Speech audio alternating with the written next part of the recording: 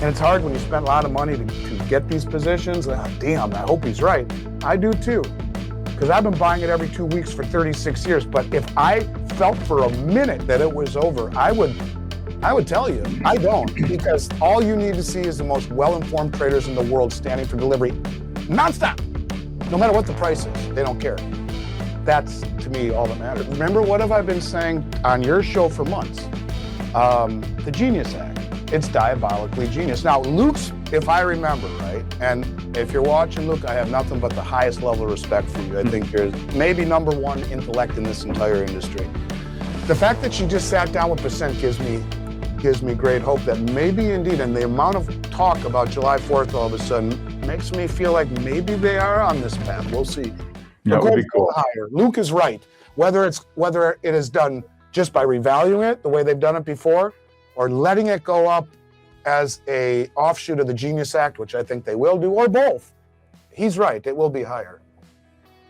That all that matters is that the people standing for delivery for 16 straight months of both gold and silver in the hundreds of billions of dollars on COMEX are the most well-informed traders on the planet, coinciding with the central bank's voracious appetite as the most well-funded and well-informed traders alongside those in New York on the planet. I want to just explain one quick thing. And sorry, I'm just going to interject with this in case you want to add it in your answer. Neither of those things were in existence back in 2011. No, they weren't. And what did Wayne Gretzky always say? What made him so great? I don't skate to the puck. I do what? I skate to where the puck is going. Do you think these people mess around? I wanted to be profane there, but I'm not. Do you think they mess around? Or do they know at spending 9 figures every single month? Every month. I don't. And look at it this way. And I think this is a good way to understand how this works. In 2017, that was 6 years of bear market from 11, the previous peak of 1900 gold and $50 silver, down to God knows where in 2017. I wanted to hide under my desk back then. It was not a fun time to own a metals company. As Bitcoin was taking off, the Dow was taking off, gold was getting hammered, central banks were selling. But then you had the Bundesbank, after 3 years of saying, give us back our gold, get really vocal about it, give us back our gold. But then we saw the Dutch bank, Hungary, Austria, Turkey, Poland, Czech, all of these banks said, give us back our gold too. And then in 2018, those same banks bought more gold as a group than they did in the 60 years previously combined. And then in 2019, that number doubled. But just coincidentally, the BIS said, by the way, those of you that own gold, it's now a tier 1 asset. That's how it works, huh? So let's just look at silver for a moment. We see month after month after month after month after month after month after month after month for 16 months, billions of dollars every month, 40 to 70 million ounces every month. No one says who's doing that. That's really weird. And oh, by the way, it's now critical mineral state-sponsored price and price floor. And remember what Judy Shelton has told us both. She just met with Percent, right? What is Trump talking about yesterday? Nonstop, if you watch his speech. How many times did you see July 4th, July 4th, July 4th, July 4th, 250th anniversary? Could it be that he backs the back end of the Treasury market with gold, with the Genius Act on the front end? Maybe. We'll find out. But could that have any reason that all the gold is coming in? We see the settlement systems in the BRICS nations and all throughout the global south that are now settling imbalances in gold instead of treasuries, trading local currencies over bridge networks like the Cross Interbank Payment System, SIPS or MBridge, all of them free from SWIFT intervention, all of them settling imbalances in gold. Could it be? Maybe. We'll find out. But I guess all I'm saying to you is that none of this matters. First of all, both gold and silver have never been allowed to find price discovery. And Jim Sinclair always used to say, they called him Mr. Gold. He was my friend. I miss Jim. And he used to say, the only way to win is to stand for delivery. And I always used to think, yeah, Jim, but I mean, it's a drop of water in the ocean. Oh, is it? Now you have some of the biggest money on the planet slowly. Can't do it too fast or the whole thing goes poof. But you see the stress everywhere through these deliveries. Keep on going, just enough to stay under the media radar and drain the hell out of it. And at that level, these people know where the puck is going. And the lack of any talk about this, except guys like me, Right. deafening. It's deafening. And I think that's all you need to know. So price is a tool of misdirection. Let me ask you a question, Adam. You know, and I don't want to go down this road. I just want to say one thing. When Jeffrey Epstein was killed or killed himself supposedly in a maximum security federal prison, it was just a coincidence that the cameras went out that one time and the guards fell asleep. Okay, coincidence. I get it. And I would say this to you. The silver price and gold price got hammered. It's just a coincidence that 2 times in a row, the triggers that's supposed to stop the market when it falls that fast, there was a glitch twice in a row, so that it just got clobbered like that, right? It didn't stop. It's supposed to stop. It didn't, because there was a glitch. They're not going to do anything about it, but when it's free falling, it's supposed to stop after a certain point. Glitch, sorry, it just kept on going. The point of it is these coincidences are not coincidences. If you take a step back, pull the emotion away from it, and just simply say, the biggest money on the planet, who is the most well-informed money on the planet with no media attention at all, don't talk about it, is standing for delivery. And the only media attention is when it turns the other way. Everyone talks about it. See, it's time, it's oversold, just like 2011, just 1980, look away. But at the bottom, JP Morgan covers, SLV delivers, and deliveries increase. That's all you need to know. The rest of it is just noise. This is how the big money repositions, through rhetoric, through price, through misdirection. It's the no-look pass. And that is exactly what this is. So yes, price will go higher, massively higher. Will it be easy? No. The bull wants to throw you off its back every chance it gets. If not, everyone would be rich. And you have to either trust your gut, and look, you're like that dog at the pound who was, God forbid anyone would ever do this, there's a special place in hell, but beats the dog. Because my parents had a dog like that. They got at the pound, and anytime a woman would go near the dog, it would go like this. Obviously, whoever owned that dog, the woman would beat it, because men or boys, nothing. Girls or women, it would go like this. It was really weird. But that's how we all feel. We all feel like it's going to come again. We're waiting to get beat again, right? Because that's what we've all been accustomed to. Why? It's never been allowed to find price discovery. Why? Because no one stood for delivery. Why? Because no one was coordinated, sophisticated, wealthy, motivated to do it. But they are. And someone got to this administration and said, if we don't join this party, we're done. That's to my soul, that is my belief. And if you look closely enough and pull the emotion out, and it's hard when you spend a lot of money to get these positions. Damn, I hope he's right. I do too, because I've been buying it every 2 weeks for 36 years. But if I felt for a minute that it was over, I would tell you. I don't, because all you need to see is the most well-informed traders in the world standing for delivery nonstop, no matter what the price is. They don't care. That's, to me, all that matters. For more than a year, enormous quantities of precious metals have been quietly absorbed by the market. Tens of millions of ounces every single month. Yet mainstream financial coverage barely acknowledges it. Behind the scenes, large and well-informed entities are requesting physical delivery rather than trading paper contracts. That distinction matters. Futures contracts can be rolled over endlessly, but physical settlement removes metal from circulation. The steady drain suggests strategic positioning, not speculation. When the biggest capital pools in the world move without media noise, it raises an important question. What do they see coming that most investors do not? Remember, what have I been saying on your show for months?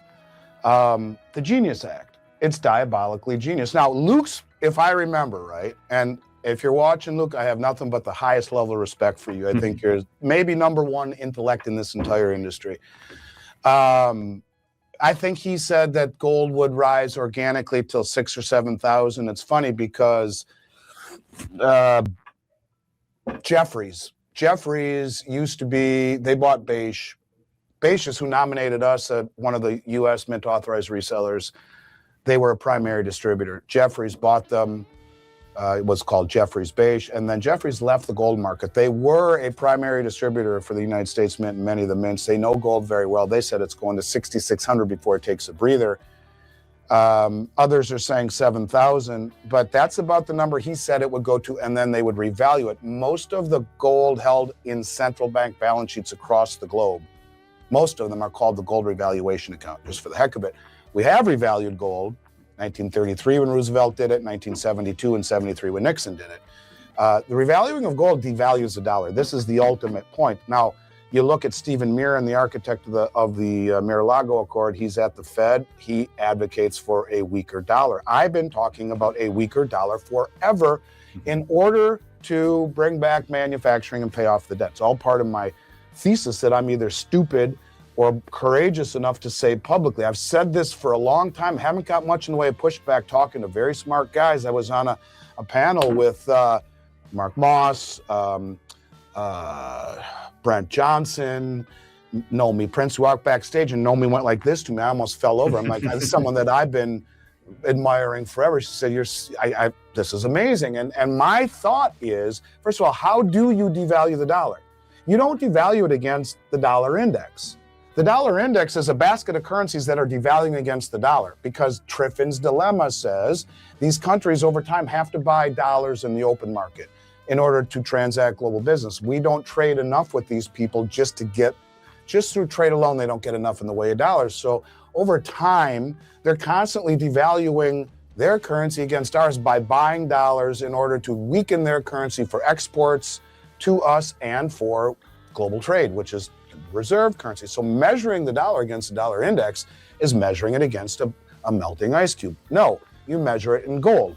Last year, the dollar was down 10% against the Dixie, a basket of crap currencies, right? Mostly the euro, but it was down 80 against gold and 150 against silver. When Roosevelt confiscated gold, he confiscated 2067. It was 20, gave everyone 67 cents extra, which was a lot back then, and then devalued the dollar by 40%, making it 35. What does the Genius Act say? And then they just passed the Clarity Act. Clarity Act says you cannot transfer interest on stablecoins. It's held by the issuer, period. This is done to keep the banks from losing all of their deposits. If the stablecoin market could give interest, everyone would pull their money out of the banks. Just like that, they'd all collapse. And they would go to private issuers. So, okay, fine. So you look at, like, for example, Tether. USA Tether, the primary benefactor of the stablecoin market, issuing what the Genius Act says in January of next year or sooner, but that's the latest. When money moves, it will move via stablecoin. You'll never send a check again. You'll never send a wire again, ever. They're gone. It's like Venmo or Zelle. When the stablecoin is created, I'm going to send you $1,000, Adam. Stablecoin is created. The rails are the blockchain. The stablecoin is the car. Okay, I owe you $1,000. Attached to it is a short-term treasury, 90 days or less. That is not transferable. Whoever creates a stablecoin keeps it. When it gets to you, you take your $1,000, the stablecoin is blown up. Now you look at your bank, nothing's changed, just the instant money movement, right? Yep. So the interest isn't transferable. What are they doing with the interest? Look at what Tether has already done. They are the largest holder of gold in the world outside of central banks. They have almost 15 billion in gold. They're taking the interest and they're buying gold. Now, Bo Hines was Trump's crypto czar till August. He's now the CEO of USA Tether, which is already Genius Act compliant. Sharp sell-offs in gold and silver often coincide with technical glitches or sudden margin hikes, especially on exchanges like the Chicago Mercantile Exchange. Circuit breakers that should slow extreme volatility sometimes fail at critical moments. These repeated anomalies fuel suspicion that price action does not always reflect natural supply and demand. Veteran traders argue that price can function as a tool, shaking out leveraged speculators while long-term accumulators quietly step in. The pattern is familiar. Dramatic drops discourage retail buyers, yet institutional players use the weakness to secure physical metal at lower prices. Do you think there was a wink, wink, nod, nod, that you're going to buy gold with all of that interest? This is my thought. Now, here's a supposition. You buy gold with all of that interest. That gold is going to funnel its way back to, at some point, the Treasury Department under the Exchange Stabilization Act. We will pay you for it. You'll be rich beyond your wildest dreams forever. But here's the point. In order to devalue gold, to his point, to a level sufficient enough, it's not devaluing it against the Dixie, it's letting gold go to the moon. And as every time money is transferred, whether you buy a pack of cigarettes or a new villa, I don't care where, and I don't care, all of the people that will create them, whether it be Visa or Bank of America or American Express, they will all be backed by 90-day or less short-term treasuries. Synthetic demand to keep the front end of the curve down. Right. But the interest isn't transferable. It goes to the issuer who, if they continue to buy gold at this level, not only do they push the price of gold sky high, remember what Judy said, back the back end of the treasury. I want to cover that for 1 second. I know we've gone over that a million times, but there's another little twist. But it also devalues the dollar, right? So we can do to the rest of the world what they've done to us, devalue our dollars so that we can sell our products to you. Now, when I talk about bringing back manufacturing, it's using Judy's idea of backing the treasury market from 5, 10, 20, 30, and 50-year treasuries with gold, right? So zero coupon. Van Eck Funds, the mutual fund company, just came out and said, if the dollar, this is the emerging bond market team says, and they got no skin in the game. If the dollar loses its implied reserve status, what have I been saying? Triffin's dilemma, can't do it. Vance said it, the previous White House economic advisor, Jared Bernstein, Mr. Knucklehead, he said it in the report he wrote, Dethrone King Dollar. Lose the reserve status quietly, right? We're going to soft default on it. But if you are going to let this happen, Van Eck Fund says gold could go to 180,000 an ounce. That's their number, not mine. So let's just play this out. A $20 million bond you sell 20 years down the road, zero coupon. So you can bring back manufacturing at zero upfront borrowing costs. The rise of gold devalues the dollar. You can sell it to the world. Now, if today you had to pay on that bond $5,000 an ounce gold, that's 4,000 ounces of gold you would owe today. But what if Van Eck is right? And it did go to 180,000, or we see a revaluation. Well, at 180,000, it's 110 ounces of gold instead of 4,000 ounces of gold. Right. So now at the end of the road, you have 110 ounces to pay. The dollar is devalued. You bring back manufacturing and you sell it to the world. That is my thesis. That, I think, is what they're trying to do. Now, will it happen? Who knows? The world is very fluid. But to anyone who says gold will be revalued, there is a possibility that it could be synthetically revalued, where the president would just say to the Treasury Secretary, without congressional approval, you tell the head of the Federal Reserve to revalue gold. And they would. And that would inject tremendous amount of money into the Treasury, because every $4,000 increase in the price of gold gives the Treasury $1 trillion free and clear. They could do it synthetically by overtly saying it, or they do it by just anytime money moves synthetically, it suppresses the dollar and that interest is used to buy gold. Either way, you will see gold way higher. It is the only way out, because as my mentor, God rest his soul, Richard Russell, used to say, you can either inflate or die. Or, in this case, how do you produce he would say that because you couldn't produce your way out. We consume more than we produce. So how do we bring back that production? That's how you do it. And maybe Judy is right. And the fact that even though she didn't get elected or nominated, rather, the fact that she just sat down with percent gives me great hope that maybe indeed, and the amount of talk about July 4th all of a sudden makes me feel like maybe they are on this path. We'll see. That would be cool. Higher. Luke is right. Whether it is done just by revaluing it the way they've done it before, or letting it go up as a offshoot of the Genius Act, which I think they will do, or both. He's right. It will be higher. The larger backdrop is a global sovereign debt burden that continues to expand. Analysts such as Luke Groman have argued that the United States may ultimately need a higher gold price to stabilize its balance sheet. Historically, gold has been revalued before, under Franklin D. Roosevelt in 1933 and during the Nixon era when the dollar's gold convertibility ended. Revaluation effectively weakens the currency while strengthening Treasury reserves. If debt restructuring requires currency debasement, gold could become a critical mechanism rather than a competing asset. What is the difference between a central bank digital currency and a stablecoin? It's a ruse, if you will. Now, I interviewed Catherine Austin Fitts recently. It's got over 400,000 views in a short period of time. She's a smart lady. But she basically, my theory, it would be, and I'll tell you what she said, but my theory is that there's such a pushback against the CBDC, right? You don't want a central bank issuing the currency. That's you're in the digital surveillance state. Now, let's look at what did Trump do. And this is the one part about my interview with Catherine that got a lot of, whoa.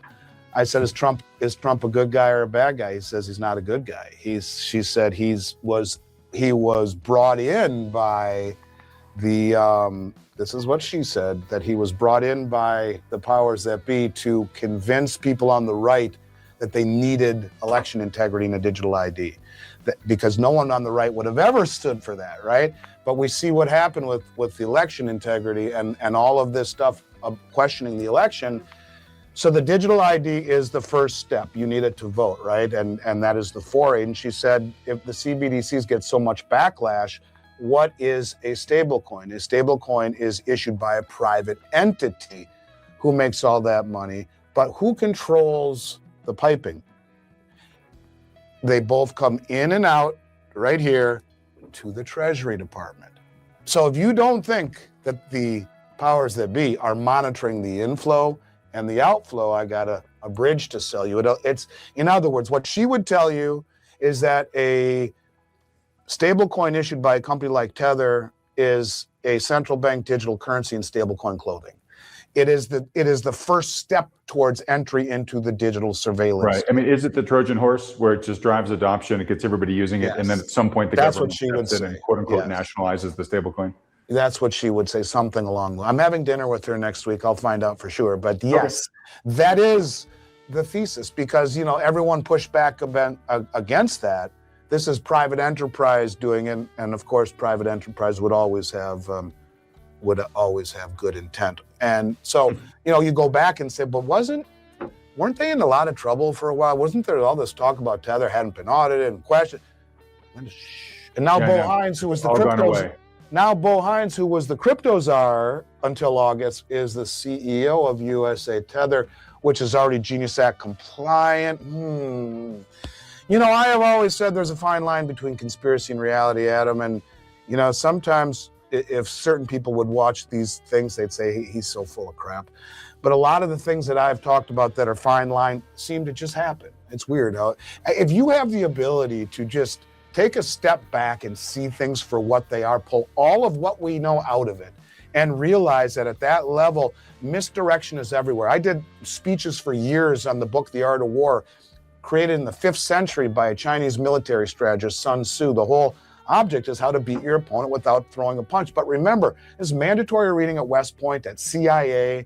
It's how do you beat your opponent without throwing a punch? And at that level, it's taught in most major business schools on corporate hierarchy. It's taught in law schools on formulating arguments. It's very pervasive. And in any game you've ever played, the object is to misdirect your opponents. Well, the same thing would be true in all of this stuff.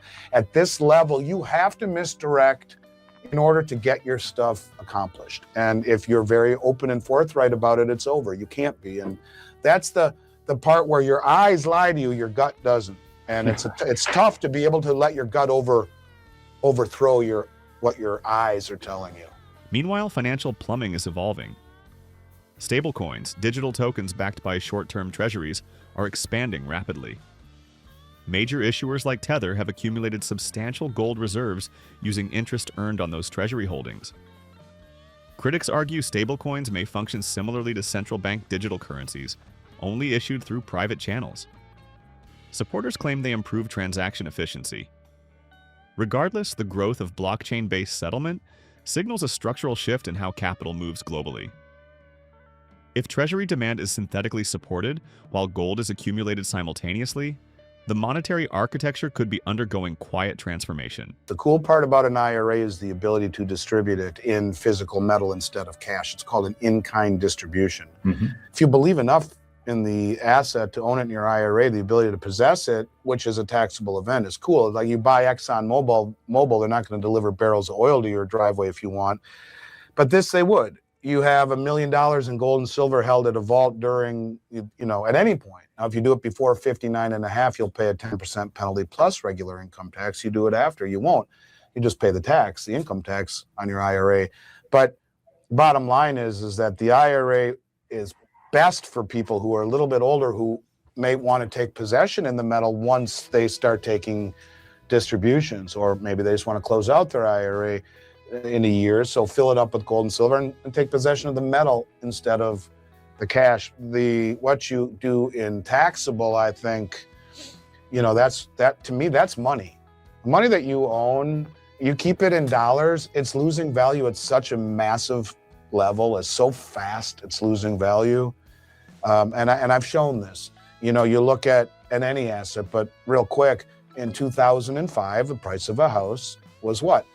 240,000. Gold was 450. This is average. I've done this so many times I can do it quick. That you multiply that out. That house, if you would have used your 510 ounces of gold, you would have got it done, paid for. Now let's shove it under the mattress for 20 years and earn nothing, 26 years or 21 years, and earn nothing but dust for 21 years. Well, what is the price of a house today? It's 500. Your house has doubled in dollar terms. Great investment. Way to go. But that 510 ounces of gold is worth $2.5 million. That buys you 5 houses. So in dollar terms, your house doubled. In gold terms, your house lost 500%. You buy 5 houses for the same price of the same amount of gold. So the point is, if you save in dollars, you're dead. So for me, when I buy gold and silver, it is not an investment. It is not to get wealthy. It is wealth.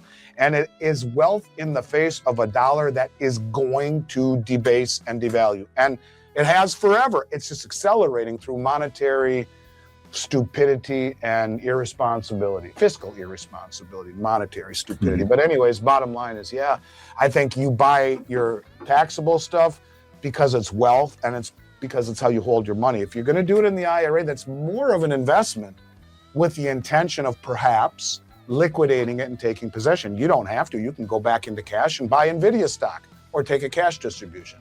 But it gives you options, and I like it for older folks who would be able to stand for delivery as a taxable event, knowing that they're going to start taking delivery pretty soon. Currency devaluation is rarely announced outright. It unfolds relative to other assets.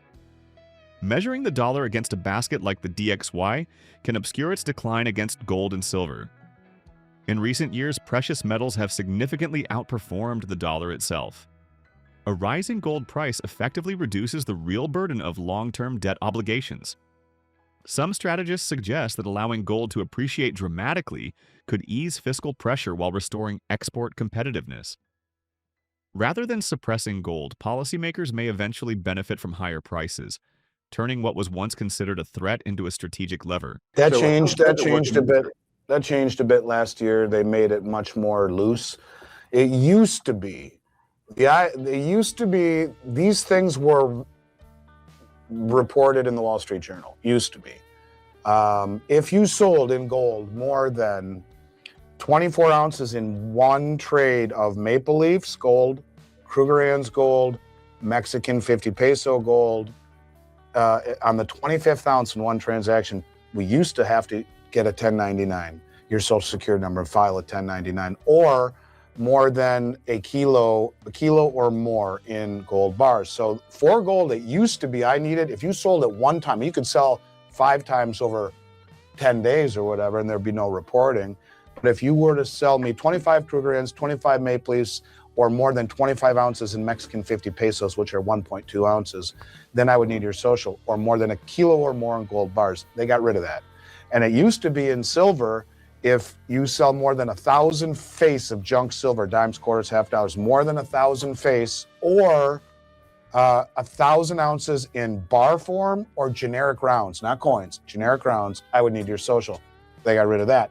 Now they came back and said, the only thing that we have to report, in other words, get your social security number and file a 1099, is if in one transaction, right now, not talking tomorrow or the next day or the day before, and that is if you sell more than 5,000 ounces in 1,000-ounce bars, which is what? The definition of a COMEX contract. I need your social. Or and that's silver, right? In silver, and in gold, 100-ounce gold bar or 3 kilo gold bars at once, which is what? The definition of a gold COMEX contract.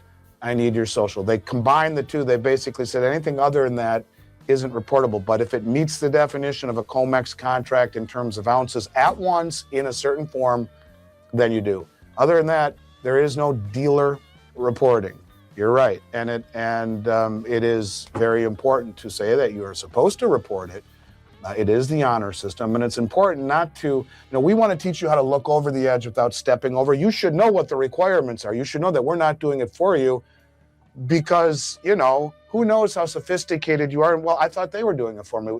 Well, you should have known better, but I didn't know better. Okay, fine. I'm telling you that if it's anything other than that, we're not reporting it and have no obligation to, but you always do. For individual investors, the debate becomes practical. Own physical metal, paper proxies, or retirement account allocations. Physical ownership offers independence from the financial system, though capital gains are taxed as collectibles in the United States. Retirement accounts provide tax deferral or tax-free growth, depending on structure, but require custodial storage. Meanwhile, temporary pricing anomalies, such as discounted junk silver, can appear during periods of refinery bottlenecks and high hedging costs. These distortions rarely last. Long-term holders view gold and silver not as trades, but as monetary insurance in an era of accelerating fiscal strain.